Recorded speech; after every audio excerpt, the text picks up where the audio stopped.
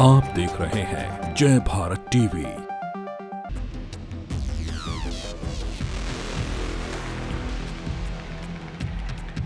नमस्कार, जय भारत टीवी देख रहे हैं आप। मैं हूं हेम भट्ट। अगर आपको अपने आर्थिक हालातों का सटीक अनुमान लगाना है तो आप क्या करेंगे? जाहिर सी बात है, अपने बजट को देखेंगे। महंगाई, आय व्यय, छोटा सा कैलकुलेशन और आपके सामने आपकी आर्थिक स्थिति की असल तस्वीर होगी। लेकिन यह तस्वीर आपको चौंका भी सकती है, परेशानी में डाल सकती है। अब दूसरा रास्ता क्या है? अगर आपको अपने आर्थिक हालातों की अच्छी ही तस्वीर देखनी है तो एक सामाजिक सीधी सी परिभाषा है और एक कहावत भी है कि आप अपने पड़ोसी की थाली पर नजर डालिए और देखिए कि उसकी थाली में आपकी थाली से ज्यादा पकवान है या कम है। अगर कम है तो आप खुश होइए और संतुष्ट हो जाइए कि आपकी स्थिति कम से कम आपके पड़ोसी से ज्यादा बेहतर है। यह अर्थशास्त्र की एक सामान्य परिभाषा है जो इस वक्त पूरी दुनिया में चल रही है, खासकर भारत में तो सबसे ज्यादा चल रही है। महंगाई का दौर है, भारत में महंगाई चरम पर है, लेकिन चर्चा कहां हो रही है? जिम्बाब्वे की। कहा यह जा रहा है कि $100 में आधा पाव रोटी भी जिम्बाब्वे में नहीं मिल रही है। यहां तक कि जिम्बाब्वे सरकार $100 की करेंसी लाने जा रही है। श्रीलंका आर्थिक हालात पर कहां खड़ा है? रसातल पर जाकर उस जगह पर खड़ा है जो आज तक के इतिहास में श्रीलंका ने कभी नहीं देखा। पड़ोसी मुल्क पाकिस्तान की तो क्या बात करें, वहां की स्थिति से हर कोई वाकिफ है और भारत के लोग तो ज्यादा ही दिलचस्पी रखते हैं कि पाकिस्तान में इस वक्त क्या चल रहा है। ₹2,500 का सिलेंडर मिल रहा है, खाना बनाने वाली गैस, और ₹200 का आलू मिल रहा है प्रति किलो। ये हमारे पड़ोसी मुल्कों का हालत है। पश्चिम में चले जाइए पाकिस्तान, दक्षिण में चले जाइए श्रीलंका, इधर नेपाल और उधर जिम्बाब्वे, वेनेजुएला, सीरिया, तमाम ऐसे देश हैं जो इस वक्त महंगाई से जूझ रहे हैं। इन सब खबरों को आप हर दिन अपने टीवी चैनलों में, अखबारों में पढ़ रहे होंगे, लेकिन क्या भारत की महंगाई को लेकर आपके पास कोई ठोस आंकड़ा है? नहीं। आज हम आपको बताएंगे। भारत ने भी कई रिकॉर्ड कायम किए हैं। भारत में एक अमूमन आजकल एक चर्चा का विषय यह है कि भारत में ₹1 नींबू की कीमत ₹12 हो गई है। केवल एक नींबू ₹12 में आ रहा है और भिंडी ₹120 किलो पहुंच गई है।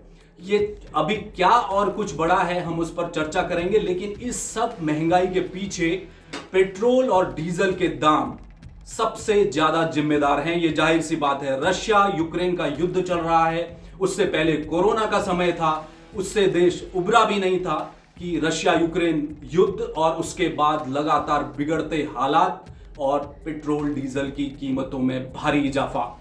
बेतहाशा बढ़ाई जो महंगाई है वो बढ़ रही है पेट्रोल और डीजल की वजह से। और अगर हम बात करें तो पिछले 16 दिनों के भीतर भारत में पेट्रोल और डीजल के दाम इस कदर ऊपर बढ़े हैं, लगभग 80 पैसा हर दिन पेट्रोल डीजल के दाम बढ़े हैं। और आज की स्थिति यह है कि भारत के अधिकांश शहरों में पेट्रोल की कीमत 100 से ऊपर है और डीजल 90 से 100 के बीच पहुंच गया है।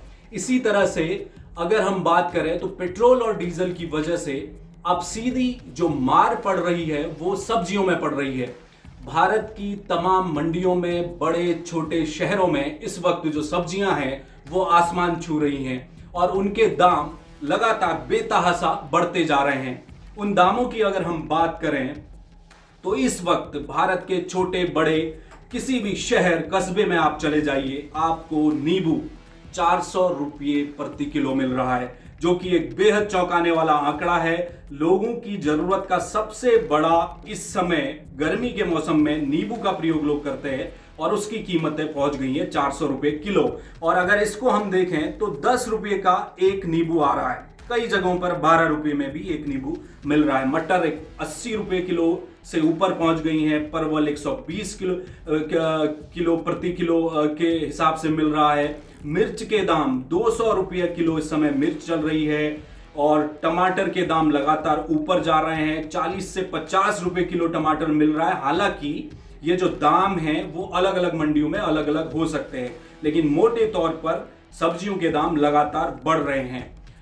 सब्जियों के बाद अगर हम बात करें तो किराना यानी कि जो रोजमर्रा की जो वस्तुएं हैं वो आपके घर तक कैसे पहुंच रही हैं, उनके दाम कैसे बढ़ रहे हैं, ये भी हम आपको बताते हैं। क्योंकि ट्रांसपोर्टेशन महंगा हुआ है, डीजल के दाम लगातार बढ़ रहे हैं, तो जो घर की रोजमर्रा की वस्तुएं हैं वो महंगी अब हो गई हैं। और उनमें सबसे ज्यादा जो असर पड़ रहा है वो मिडिल क्लास के लोगों को पड़ रहा है। क्या क्या महंगा हुआ है किराना का सामान, ये भी आप देख लीजिए कि चीनी 45 रुपए किलो मिल रही है, डालडा 160 रुपए किलो, रिफाइंड 200, सरसों का तेल 220 के पार पहुंच चुका है, अरहर की दाल 140 हो गई है जो कि एक महीने पहले 90 रुपया प्रति किलो थी, सोयाबीन 160, आलू के दाम भी बढ़े हैं। अभी एक महीने पहले आलू 10 रुपए किलो मिल रहा था, वो अब 25 से 30 मिलने लगा है। रसोई गैस के दाम आप सबको मालूम है 900 रुपया प्रति सिलेंडर चल रहा था, वो 1050 पहुंच गया है। बिल्कुल सही बात है, पाकिस्तान से बहुत कम है। इस बात का सुकून भारत के लोगों को मानना चाहिए क्योंकि पाकिस्तान में 2500 रुपए का एक सिलेंडर मिल रहा है। इसके अलावा भारत में जो इस वक्त मौजूदा थोक महंगाई दर है वो भी लगातार बढ़ रही है। जनवरी माह की अगर हम बात करें, जो महंगाई दर थी वो 12.96 थी और फरवरी में जो महंगाई दर थी उसमें उछाल आया है और वो 13.11% ऊपर पहुंच गई है।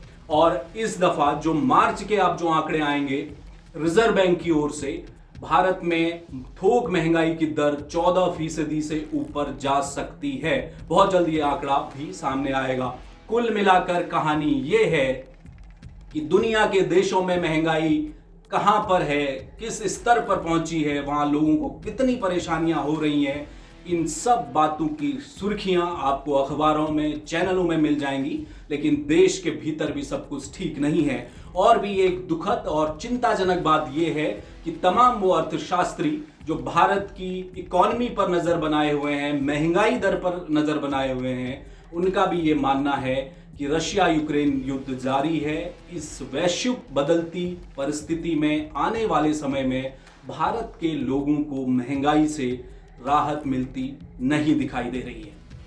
आज के लिए बस इतना ही। आप देश और दुनिया की हर छोटी बड़ी खबर के लिए देखते रहिए जय भारत टीवी। मुझे दीजिए इजाजत, नमस्कार।